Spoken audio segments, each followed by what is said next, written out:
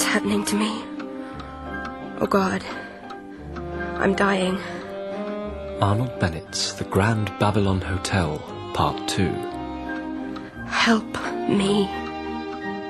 In Part 1, American railroad magnate Theodore Wraxall and his daughter Nella crossed the Atlantic to stay at London's Grand Babylon Hotel, a hotel of legendary exclusivity. See the black door? That's the east entrance. Only for royalty. It's in use every day. Nella Wraxall is a young woman who likes to get what she wants, and to celebrate her birthday... I know exactly what I want. Fillet of steak and a bottle of Bass beer. Faced with an obstinate head waiter, Jules... The compliments of Monsieur Rocco. He will be unable to serve steak and Bass tonight. Wraxall behaves with characteristic recklessness and buys the hotel from Felix Babylon. I will sell the hotel to you for £400,000 and 1 guinea. But things are not what they seem at the Grand Babylon, and Wraxall and Nella are soon embroiled in mystery, betrayal, and murder. His heart stopped. He's dead. Nella tries to solve the mysterious disappearance of Grand Duke Eugen with the help of Prince Aribert. While Wraxall discovers that Jules is not what he seems, Nella rashly traces one of the conspirators, Miss Spencer, to a house in Ostend and questions her at gunpoint. But Nella is too bold for her own good and is outwitted by the lethal Miss Spencer. What are you doing to me? Oh, sorry. I should have said. I'm rolling up the sleeve of your dress. I'm going to give you an injection. Here comes the needle. Good night. The Grand Babylon Hotel, Part 2.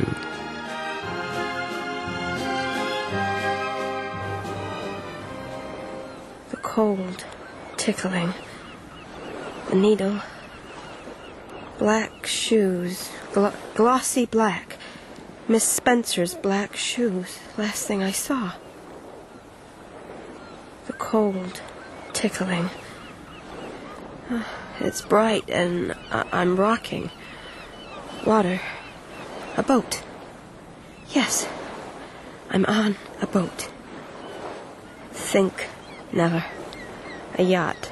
Sails not set, so we're under steam. Doing about 7 or 8 knots. Think, Nella. Now, here's another boat, a paddle steamer. I could get help. First thing, wave at them and... Oh, I'm tied up. Who is it? I can't turn. Damn you. Beautiful morning, isn't it, Miss Wraxall? Jules. Or do you prefer Thomas Jackson? Let me loose. Of course. There you are. I only secured you to the chair to prevent you falling. You were quite unconscious. Your woman. She was going to kill me. Where is she? Have no fear. Miss Spencer is ashore. She did not enjoy being held at gunpoint, and she has my sympathies. She wanted to frighten you. You were the victim of no more than a powerful sedative. Drugged and kidnapped? Civilization. It's a very thin veneer. Think of you and your father brandishing revolvers. When my father gets to know of this... Your precious father is less effectual than you think. There's nothing like a clever man to fall for a childish trick. What have you done to him? Is he hurt? Yes. His pride is severely bruised. Just who are you? I'm a hired hand. Sometimes I smooth the ripples, sometimes I create them. My only loyalty is to myself. I live by my wits, and that is the whole of my law. And what did your law say about Mr. Dimmock? Mr. Dimmock was an accident. Your colour rises, Miss Wraxall. You have spirit. There are too many bland people in the world. From the moment I saw you, I wondered, is this the woman? This is very sudden, Jules. How can I answer you? Yes? Oh! God, what a right hand you have. Please, my dear, not in front of the crew. I have my position to think of. Ah, Mahmoud, thank you. Miss Wraxall, some hot chocolates, pastries. You haven't breakfasted. Here. Nope.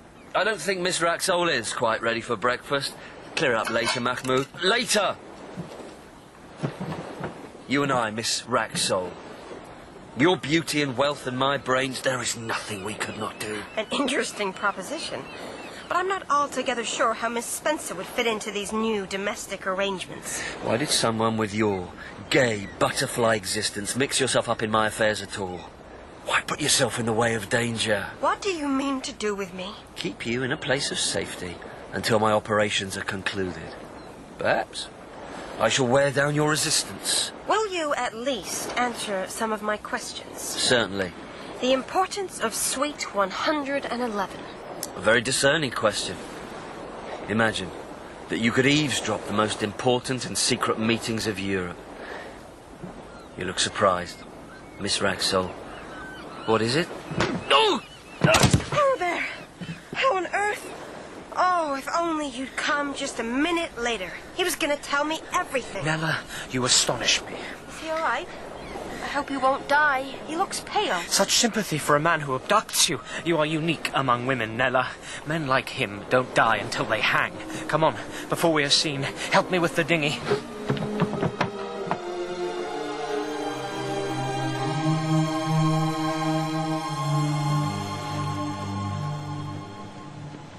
You were so quick, so impetuous, and I was slow-witted. I thought you intended to trace Miss Spencer's whereabouts, not to physically follow her. What were you thinking? I don't know.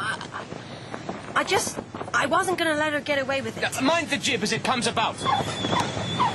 When I realized what you had done, I followed you. I found the house in Vogelstraat. How? I was the only one with the clue. A search of all the records for all foreign nationals who had bought or rented a property in the city the last year. Where would you begin? With the Ostend police. They are conscientious to a fault, and I did ask them very persuasively. You're more than just a prince, aren't you, Arabert? I undertake other duties for the Emperor.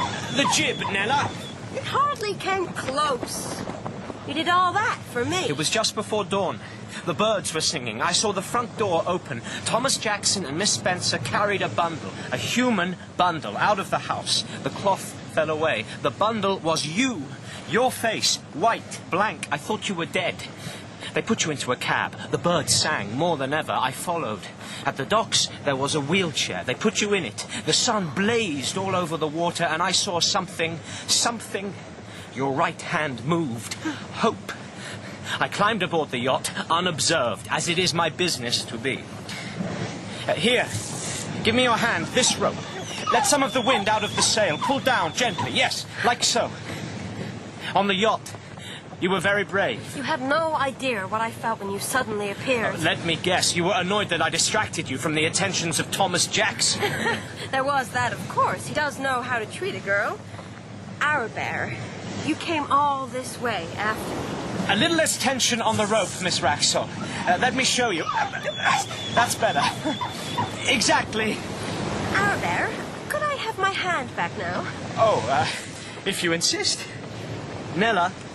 Nella. Yes. What were you going to say? The harbour. We're approaching the harbour. The day is perfect, but I can see stormy weather immediately ahead. I'm sorry? Oh, yes. I do see what you mean. Nella, you have been reckless in the extreme. If it wasn't for Prince Arabert's resourcefulness, I shudder at your possible fate. After your telegram, Prince, I crossed the channel as fast as I could. I booked us rooms at the Hotel Wellington. You have no idea what I've gone through in worrying after you. What you went through? At least it would have kept your mind occupied when you were in that lift. How long was it again? Are those drinks coming? This place is not a Grand Babylon, Father. You look pale, my dear. You must rest.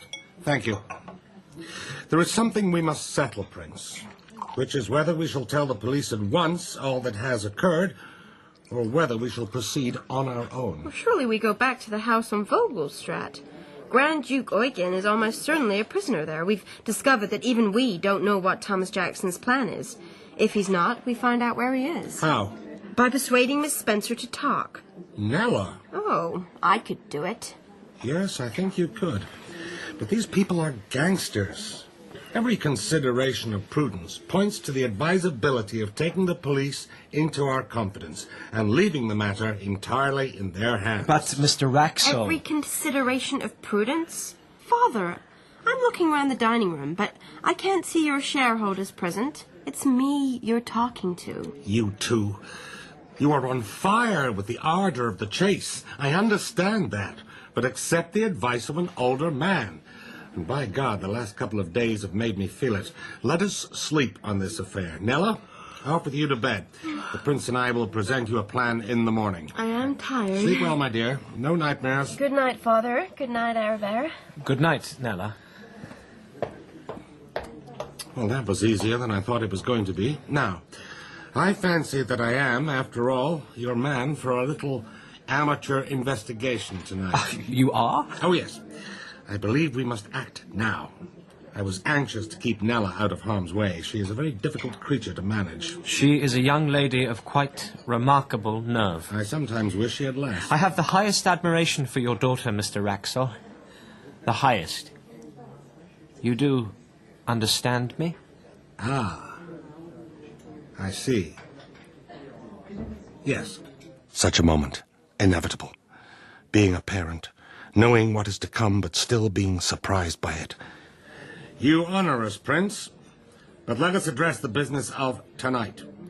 You have used the police once, but I sense you do not wish to do so again. That is so. These are delicate family matters, but now, perhaps... Of course. My nephew Eugen is a rash and headstrong man. A casino exerts an almost irresistible attraction to him, even exceeding the attraction exerted by women and wine. I tried to use Mr. Dimmock as a moderating influence, but to limited effect. But at the beginning of the year, Eugen met and fell in love with a young woman. Not any young woman, of course, Princess Anna of Schwarzburg. They became betrothed. Eugen seemed to become more settled in his ways. But this disappearance, his kidnapping by Thomas Jackson, if this is true, I'm in the dark. Princess Anna. Yes, I see. Perhaps I can cast light on your darkness.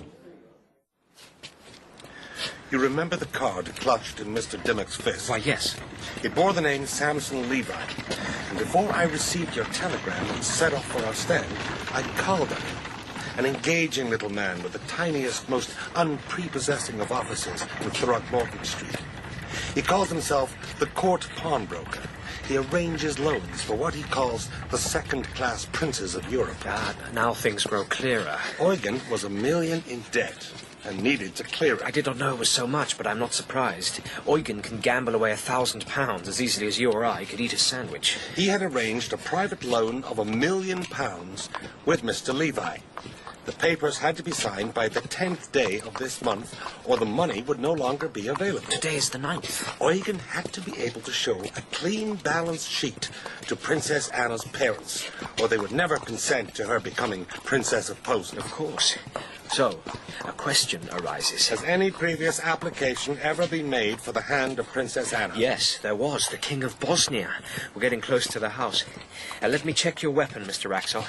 Tonight holds no room for mistakes. I learned to shoot when, well, I guess you were a schoolboy. I think you'll find everything pretty much in order. The King of Bosnia sued for Anna's hand in marriage, but was rejected. There was no reflection on the king. My nephew was considered a better match. These marks by the side of the hammer. Drag marks caused by burrs on the inside of the frame. You need to attend to that. Makes for a heavier trigger pull, even a misfire. A misfire? I'm in your debt, Prince. Like my gun, I grow rusty. So, if someone made it impossible for Eugen to sign the papers needed by Samson Levi by the due date... Then he wouldn't get the loan. He wouldn't be able to marry Princess Anna. But why would someone block this?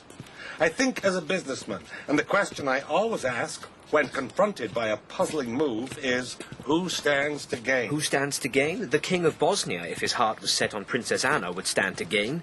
He would be able to marry the princess. And to achieve this, he used Thomas Jackson, who worked undercover at the Babylon, assisted by Miss Spencer. We're here, Mr. Raxall. A light in the upper room. Another. Below. Whoever is there is coming downstairs. Side wall? Yes, I'll make a step for you with my hands. You sure you can hold my weight? Step up, please. You've done this before. I've had a little practice. The light on the ground floor has gone off. Down here, then, to the servants' entrance. Jemmy, please, Mr. Raxall.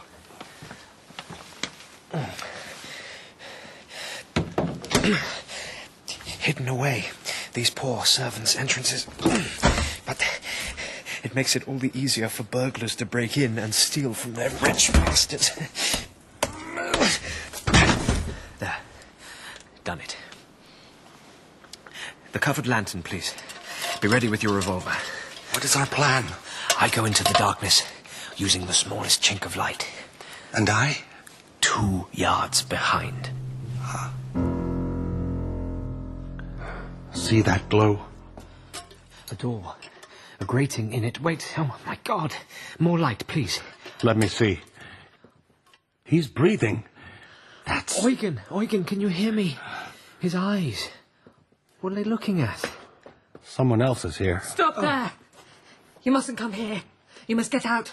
Get out now before Tom comes back. Miss Spencer, Prince Aribert and I are armed. We are determined men. Why must we get out? She's got a knife, Raxall. Keep away from me. Miss Spencer, let's not have a fandango. You've got pluck, but you're not going to stab anyone with that knife. You and I, let us go upstairs and talk this through.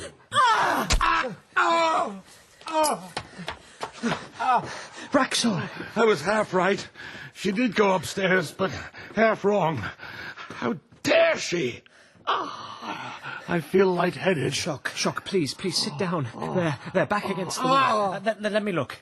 Let me pull your jacket. Yes, it's a flesh wound, shallow.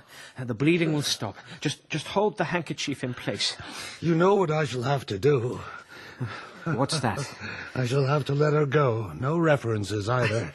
That's an excellent course of action, Mr. Raxall. Sit tight. Keep pressing on the handkerchief. I shall go upstairs in pursuit of Miss Spencer. No, I shall join you. Are you sure this is altogether wise? I'm not 100%, but I can cover your back. Daughter, father, there's no arguing with either of you. With cat-like tread upon our prey we steal. Shh, my friend. Front door, double bolted from the inside. She hasn't left the house. Why not? She's outnumbered. Why stay? She's gone in search of a more effective weapon? Unlikely, but possible.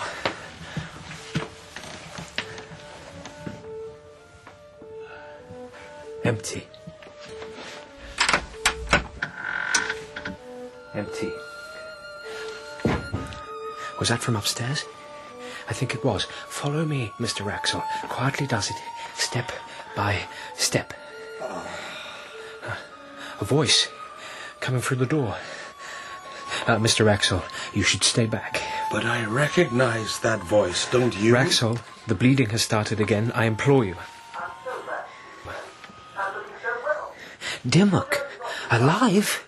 Here? I saw Dimmock die. We both saw his body. Good old Dimmock. I think you're right, Aribert. I'm going to have to sit down. I'm sorry. Rest here. What in the name of sanity is this? Phonograph. A recording. What? It's a trap. That's what it is. You... I can't breathe. I'm wearing a mask to protect against the gas you've just inhaled. The new style of warfare, so Tom tells me. I broke a vial just at the moment you entered the room. Chlorine, carbon monoxide. Phosgene, they call it. Yes. It does seem to work as fast as Tom said. What a funny colour you've gone. Good night.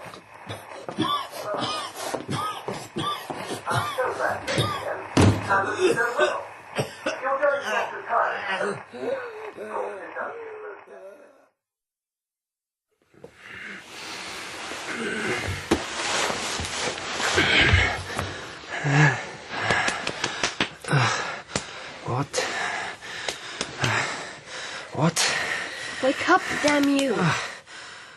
Nella. Don't you die now, Prince. I've never seen you look so angry. I don't think I would dare die, Nella, when you look at me like that. You and Papa. There's an arrogance about men. I slept a little, I woke. I thought, what was all that talk about? Let's not go to the police. It was obvious where you'd go, but I, being just a feeble woman, wasn't invited. And where is Papa? Down the corridor. He should be fine. Should be fine? He was... He's resting. Resting? Show me. Help me up, Nella. Here. Clean yourself up. Your eyes. Your nose. Oh, wow. Give me the handkerchief. I'll do it. You're all right, Arabert. Father, who made this imitation of a bandage for you? Hopeless. Oh, don't mention any names. You might incriminate Prince Arabert. A singularly ineffectual attempt, if I may say so. The Grand Duke Eugen will be locked in there all night at this rate. Arabert's doing his best. You want to jemmy the door yourself, Nella? No, I have a different plan. I'll try the key I found hanging up on the wall. Eugen, my dear cousin. You're safe now. He doesn't even seem to know I'm here. Eugen, it's me. Speak to me. We've come to get you out of this scrape, Eugen. We're your friends. Friends? Arabert, what are you doing here?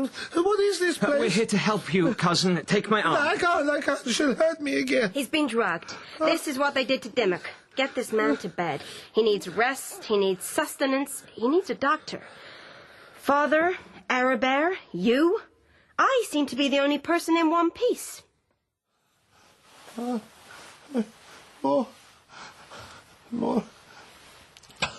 Morgan. Morgan? What is it, Eugen? I've heard that before. But where and when? Don't trouble yourself, Eugen. Try and drink this. You're burning up. Your pulse, it comes and goes.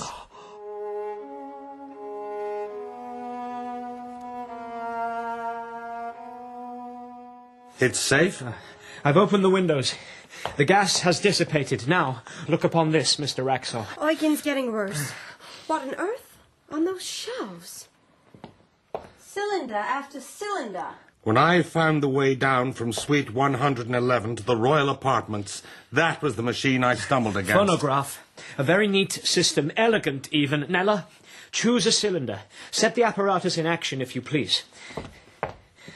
The royal apartments of the Grand Babylon Hotel have been infiltrated. That is the voice of the Emperor. Suite 111 is really just a doorway to the secrets of Europe. A lurid but not inaccurate summary. It adds a whole new dimension to business. If I had a recording of what E.H. Harriman was planning... Think. How Europe divides up the continent of Africa like a cake at a party for greedy children. How useful to know what the other party thinks. There's a side to you, Prince Arabert, that slightly worries the Republican in me. Why have they left all this behind? Oh, look at the dates. The most recent is 2 months ago. This is merely an archive. They've left it all behind because it doesn't matter. But it does matter. It means we know the secret of Thomas Jackson and Miss Spencer. Another thought, then. They've left it all behind, not because it doesn't matter, but because they're planning to destroy it. And us, too. We are sitting on a powder barrel, and the fuse is burning. Now who's lurid? Oh, get down now, on the floor. Do as I say. They're shooting at us. Nella, I think your thesis was right. Thank you. Shooting? But there are no gunshots. The whole street would be awake. New weapon. We're being shot at with a silenced air rifle of unusually high power, loaded with revolver bullets. I do not suppose this will come easily to either of you, but for the next few minutes, do exactly what I say. Windows, shutters, doors, anything else, Arabert? Cellar. We were rather too successful in opening the cellar door. I made a barrier against it. You really think they're going to come back after us? I do. Jackson and Miss Spencer, they are that dangerous? We have Eugen. We are beginning to unravel their plan. Yes, I see what you say. Upstairs, Mr. Raxall.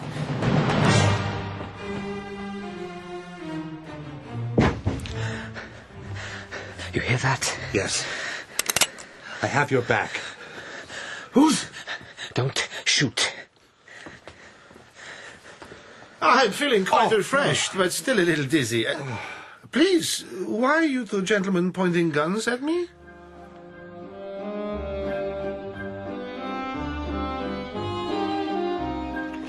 My dear Eugen, we have been so worried. Let me cut you another slice of ham. Well, he's eating heartily enough, even if he hasn't got much to say for himself. Mr. Dimmock suddenly became well and developed an appetite before he... God, Nella, please. Oh, he's so much better. But you're still worried. Not just about Eugen. There's something wrong. There is a deception at work here. A deception? We're acting as though the house is under siege, but in reality, we were exposed to 2 gunshots around an hour ago. We can't see anyone in the street. We've barricaded ourselves in, but against what? I think Thomas Jackson and Miss Spencer are concerned in some other affair and have merely stalled us. You think they've bluffed us? I'm sure of it. What are you doing? Where are you going? I'll show you. Oh, don't think of it. Wait! Nothing. No assassins, just an Ostend street, just dawn and the birds. Nella, I can hardly speak. I've never seen you angry. Then you and I are now equal. Your rashness, Nella, it nearly stops my heart. Arabelle, Yes? kiss me. I'm not made of, what's that stuff? Sevres porcelain. If you were to... Yes, that's better.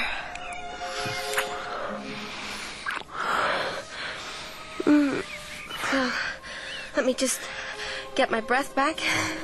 I'm glad we seem to have sorted something out between us. Miss Wraxall, Prince Arabelle, go on. I must ask you... Hold on. Is that a cab? Good Lord. We must find a doctor for the Grand Duke and organize our departure.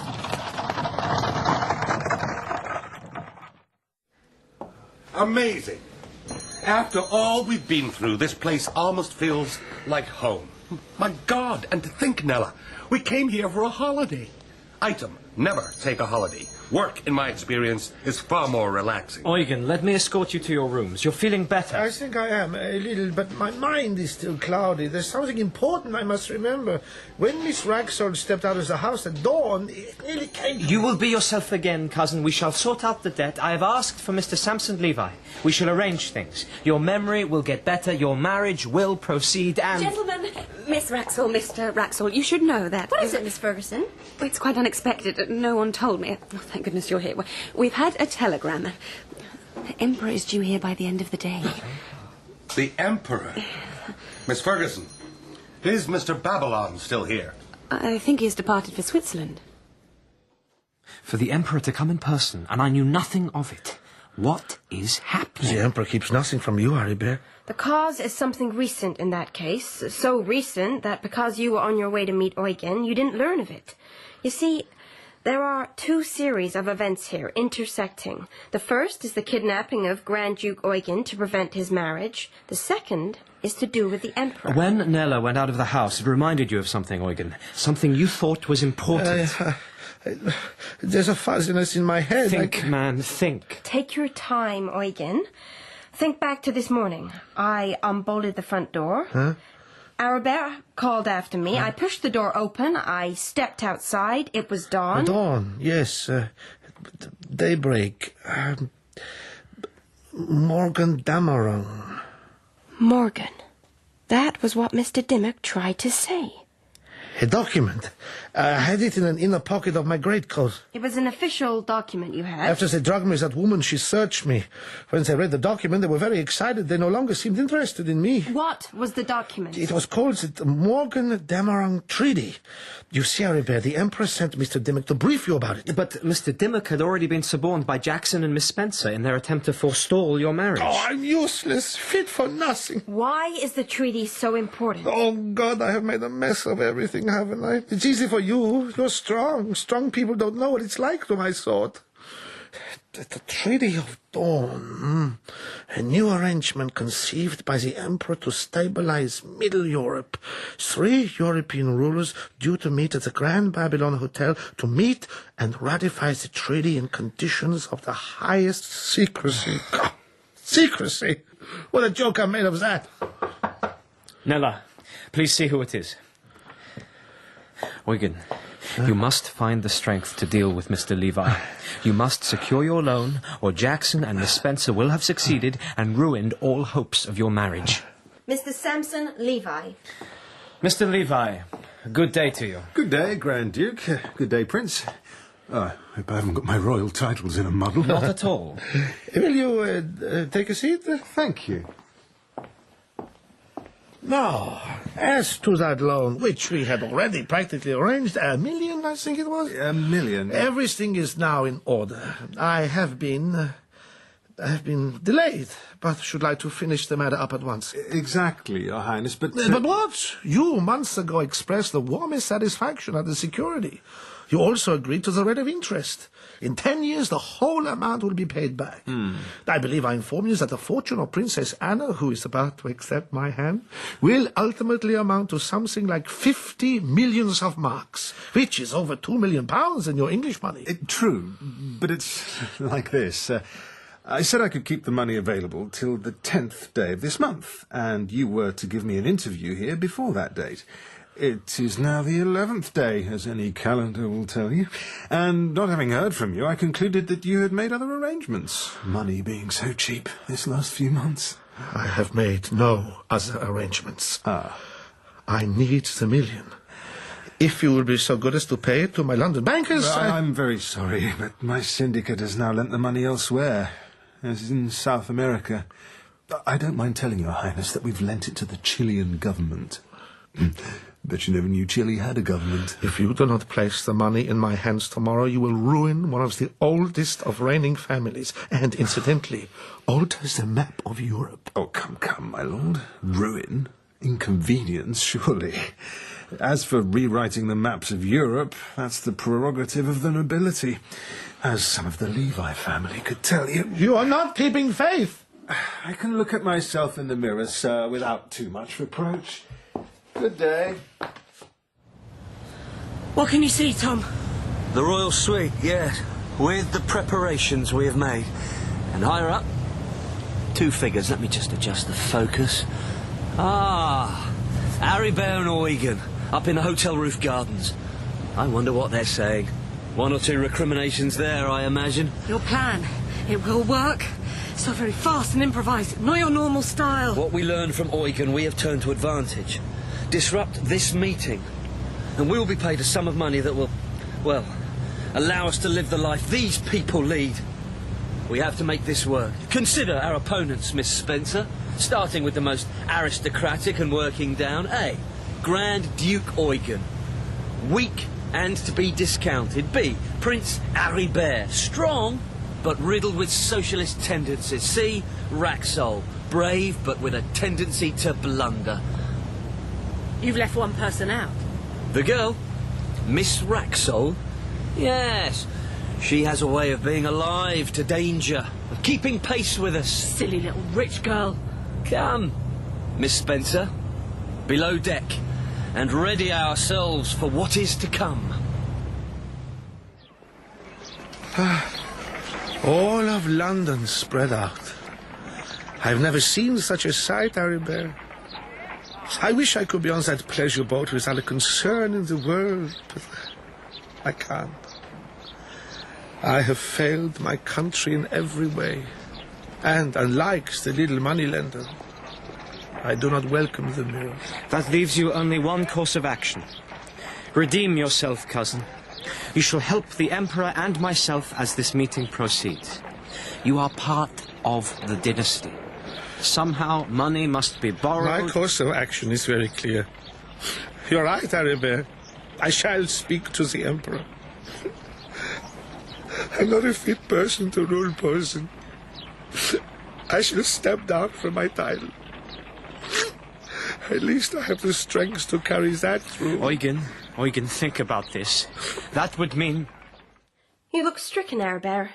So what would it mean if Eugen stood down as ruler of Posen? Why would it matter? It would mean that I should become ruler. I could think of worse things than being the Princess of Posen, though I haven't, of course, been formally asked. Nella, our law does not permit of a morganatic marriage. What sort of marriage? An unequal marriage between a man of the upper nobility and a woman who is, as we would say in my country, forgive me, the daughter of a burgher, a common citizen. Your country, as we would say in my country, is in need of modernization. I do not disagree. But there must be a way I could probably persuade the Emperor to grant me a waiver.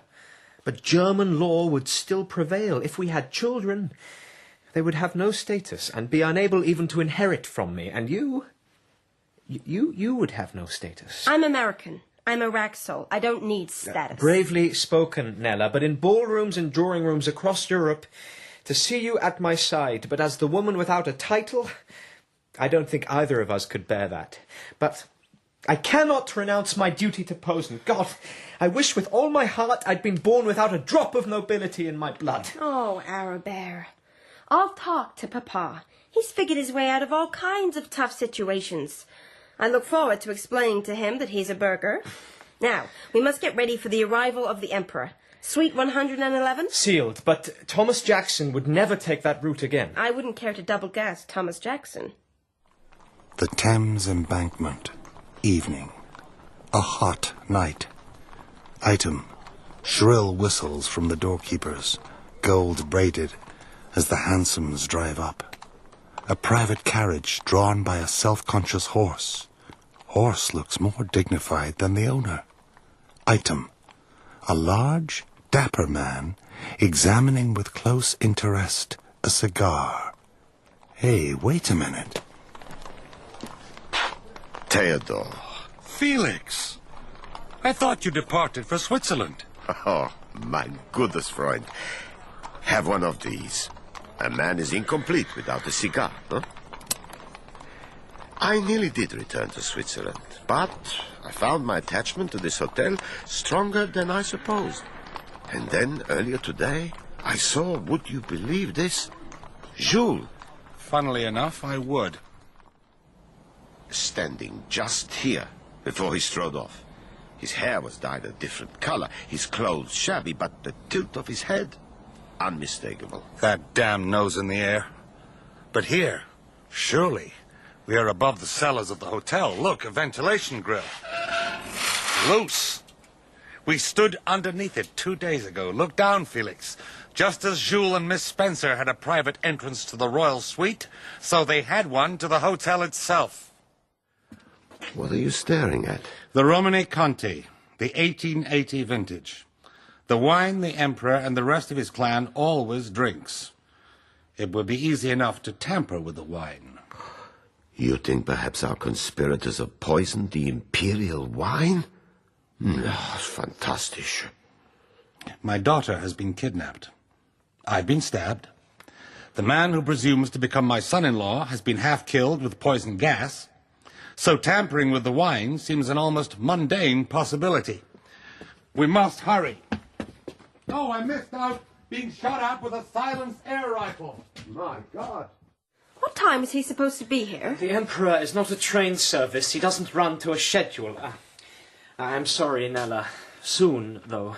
Luncheon is approaching. The Emperor is a man of habit. That woman dusting in the next room. Why can't she just finish and go? You need to settle your nerves. A glass of wine, Arabert.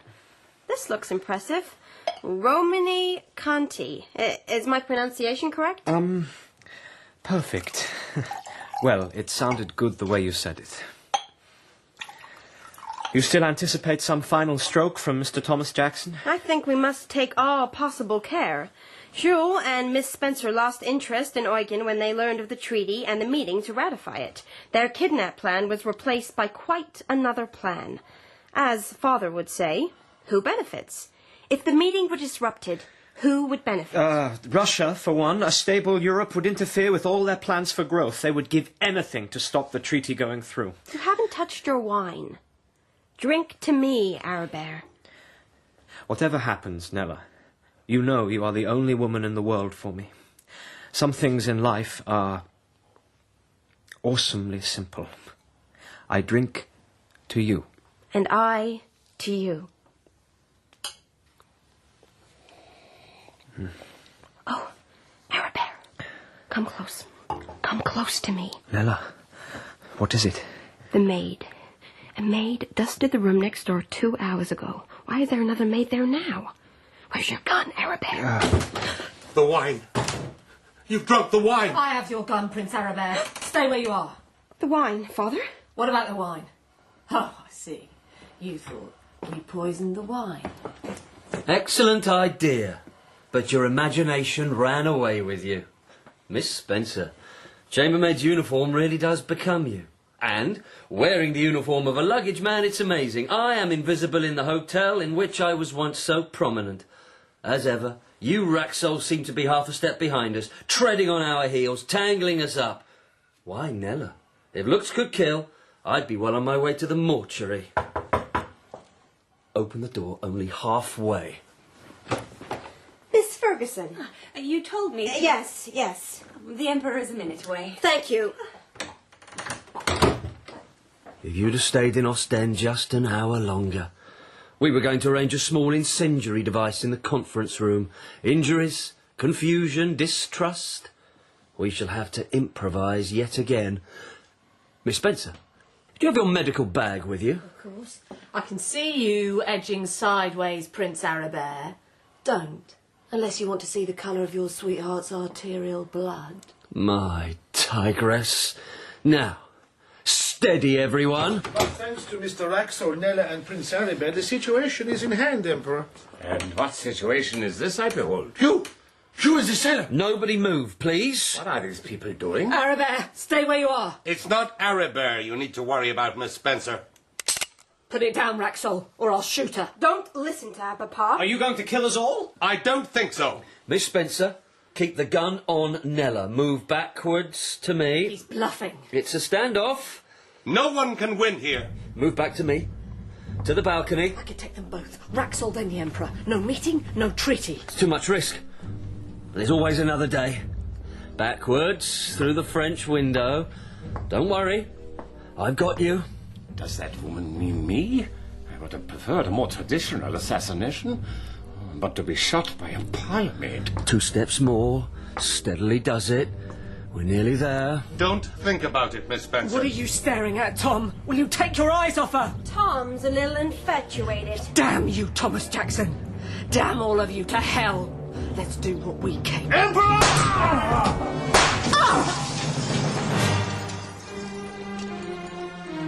Emperor! Eugen! What have you done?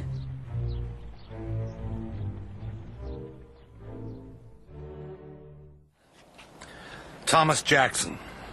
He was too quick for me. He scaled down the front of the building. There was a rope in place and a launch waiting. Damn it, he's escaped. Not necessarily. You can describe the launch? Mm-hmm. Good. And Miss Spencer? I winged her. She staggered and fell. Down to the basement area. The angle of her neck, oh dear. But out of sight of the customers. That at least has turned out well.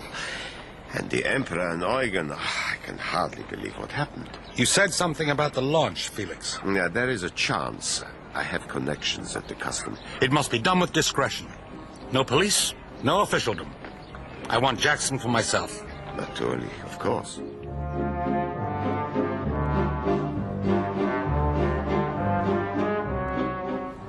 John Hazel at your service. Shall we walk?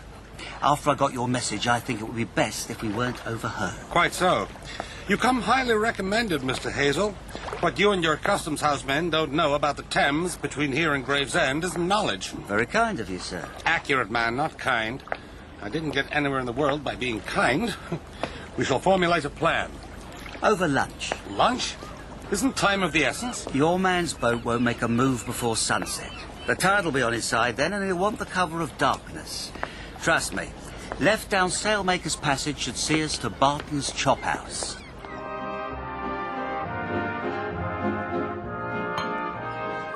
Thank you, Mr. Raxol. For a lunch that we're not actually having together, I must say it's very good. Not actually. Oh, of course, we're not having lunch, And we haven't met, have we? And I'm certainly not borrowing you, your boat, and your 2 men. Oh, are they trustworthy? They know the river, they know their business, and they will do anything within the limits of what's fair if they're paid for it. I can work with such people. Dangerous, is it, our little trip? The man we're after? Oh, yes, I'd say he is. I shall carry a revolver.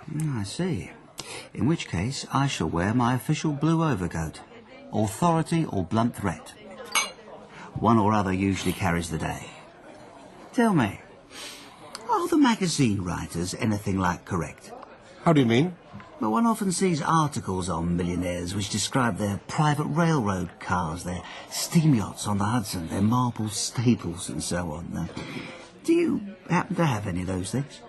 I have a private carriage in the New York Central and a schooner yacht, 2,000-tonner, though it is on the East River right now rather than the Hudson, and I'm bound to admit that the stables of my uptown place are fitted with marble.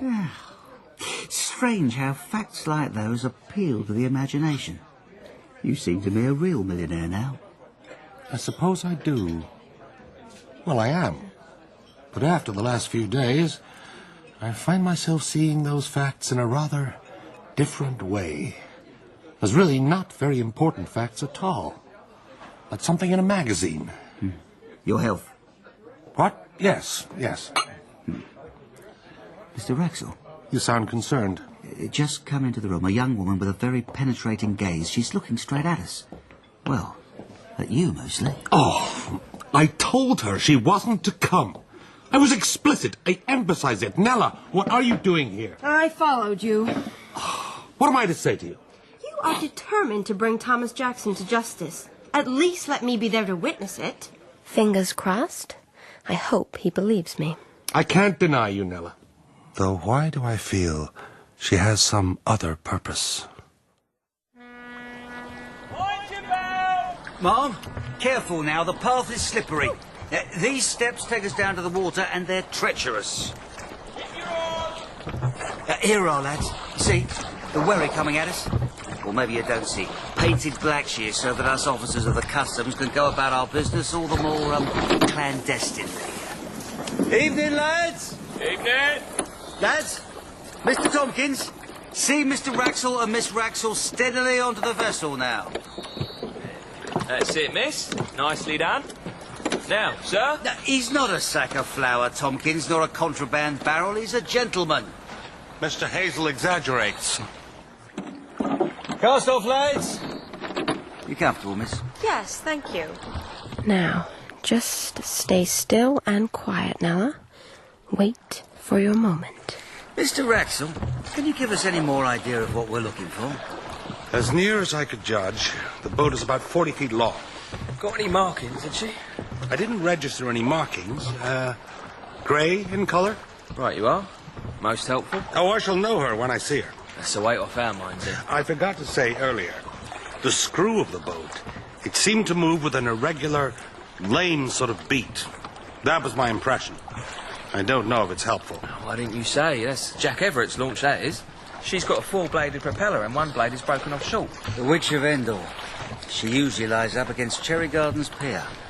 To Cherry Gardens Pier, then. That's her. Up ahead. The Witch of Endor. I'll board her. I'll make out that I suspect they're carrying dutiable goods. That'll give me a chance to have a good look at who's on board. Oh, no, she's moving. Endor! Heave to there! I'm a customs house man! Heave to! She's ignoring us. Well, bring this up alongside. I want to board her. It's going to be a close thing, sir. We'll be no match for her when she gets underway. Coming up beside her, Mr. Hazel. Now, Nella. Now. See the runs? I'll go first. Now, you're sure about this, Mr. Wraxall? You've got to make a little jump. I'm not certain there's time for the two of us to... Now. Nella! We're veering away. Oh, do something, Mr. Hazel. Nella! Ah, there you are, Nella. You don't have to point that at me. I'm not armed. Yes, you're more subtle than that. Miss Spencer, she was always your weapon. So, are you going to bring me to justice or administer your own? I'm going to dive over the side, you know. You stay just where you are. The things I said to you, Nella. From the moment I saw you in the restaurant, my feelings for you were no less true than Prince Aribert's. Your feelings for me? Your world runs on a different set of rails to mine. I have a less than strict approach to the laws of the land, I admit it. You and your slippery talk. I held Reginald Dimmock in my arms when he died. I felt the jerk his body made when the life went out of him. That was Miss Spencer. Oh, that was Miss Spencer. It's you who's pointing a gun at me. That's why they invented guns. So someone like me could point one at someone like you. We have company. What I have done. How different is that from your father, so ruthless in business, Nella? We all of us do what we have to survive. No, it won't wash, Jules. Do not move. I am serious about this. You do look as though you know you're doing that, Pistol. I'm not going into custody, as you fully know. Can't tell whether you're going to shoot me, though. What a fierce, beautiful look on your face. I'll always remember that, Nella. Goodbye. Live well. Nella? Nella? You're all right? Of course I'm all right. You were close enough. You did hit him. The boat moved, but I think so. I'm an excellent shot. I should like to go back to the hotel now, Papa. Take the gun, please, Pa.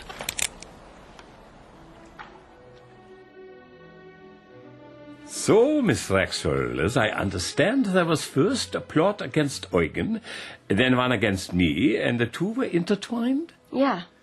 But Eugen is still with us, and the treaty is ratified. Europe is safe for a little span of time. All's well that ends well. But of course the problem with that convenient truism is that nothing really ends, and problems that you thought had ended are merely postponed. Aribert, your services are not overlooked. Mr. Wraxall, Miss Wraxall, the Empire is in your debt. Shall we make our way to the ballroom? I say, those canopies look rather good. Thank you, Emperor.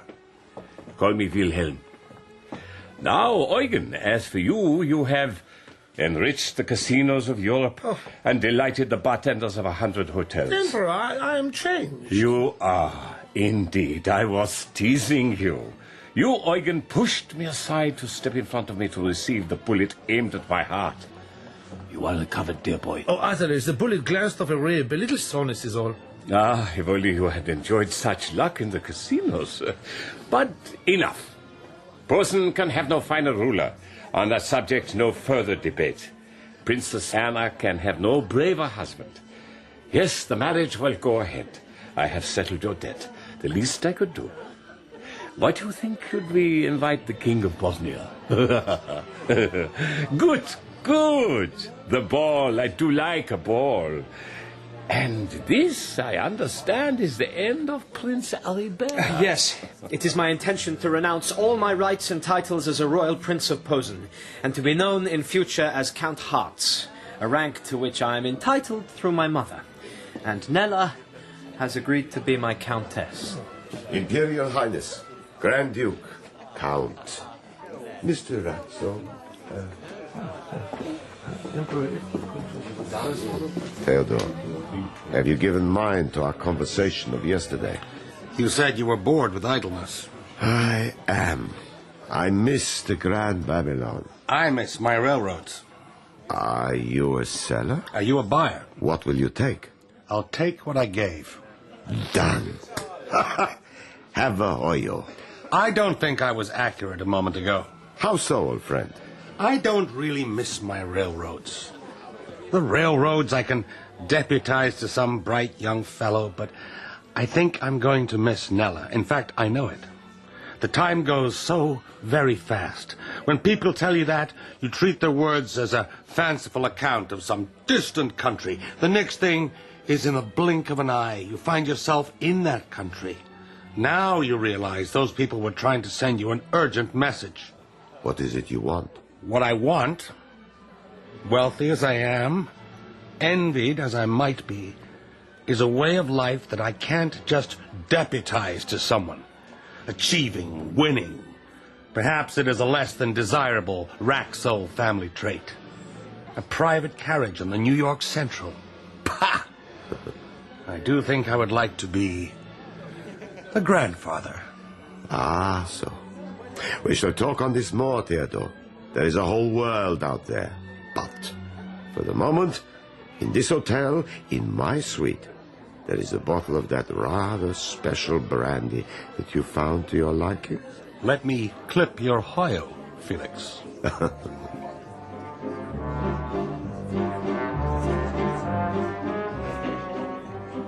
I see a question in your eyes, Nella. When we are married, I had hoped to begin our honeymoon in the Grand Babylon Hotel.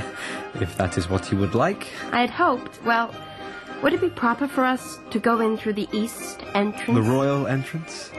What am I going to do with you, Nella?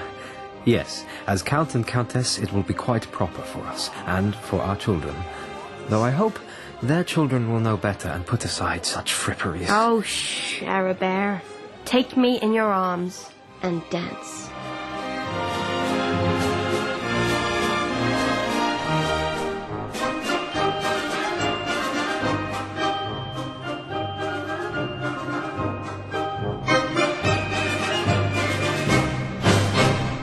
The Grand Babylon Hotel by Arnold Bennett was dramatised by Chris Harold. Theodore was played by John Sessions, Nella by Matty Houghton, Aribert, Joe Klosker, Jules, Richard Katz, Miss Spencer, Fenella Woolgar, Felix Babylon, Stephen Greif, The Prince, Stephen Critchlow, Reginald Dimmock, Gunnar Cawthorey, Hazel, Jonathan Taffler, Miss Ferguson, Jill Cardo, Tompkins, Inam Mirza, Emperor, Malcolm Tierney, and Samson, Levi, Chris Pavlo. The producer was Stephen Canny.